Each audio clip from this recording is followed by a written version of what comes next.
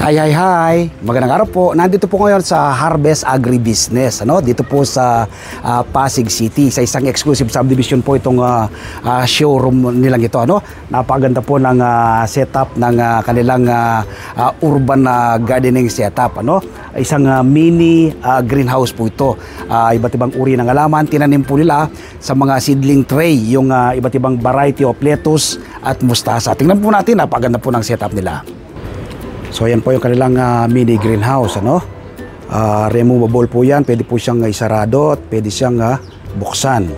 So nakatanim lang po yung kanilang mga lettuce sa mga seedling tray, Mas mataas lang po yung seedling tray na ginamit. Makita nyo po, nang sa ganon ay mas maraming lupa yung mailalagay, makakuha ng sapat na nutrients yung kanilang mga tanim na halaman. So itong lettuce po ito, pan-pear variety po ito, Ilang araw na lang po yan ay ready to harvest na. Dito po yan sa Harvest Agribusiness Corporation dito po sa Pasig City.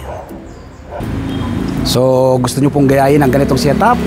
Kopyahin nyo po. Pumunta lang po kayo dito sa Harvest Agribusiness. Ang bayari po dito ay si Sir Toto Natividad.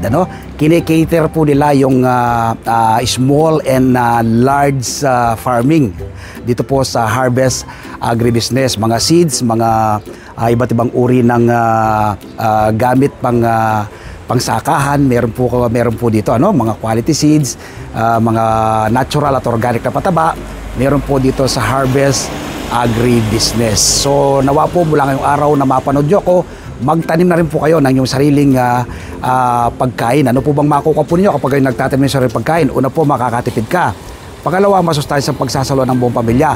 At pangatlo, makakatulong ka sa pagpreserba sa ating inang kalikasan. Ako po'y napakabising tao bilang isang reporter, columnist, TV host, vlogger, pero nagagawa ko pa rin pong magtanim. Kung nagawa ko po ito, tiyak po ay magagawa rin po ninyo. So nawa po mulang ngayong araw na mapanood ko, magtanim rin po kayo ng inyong sariling pagkain. Maraming salamat po. Happy farming and God bless.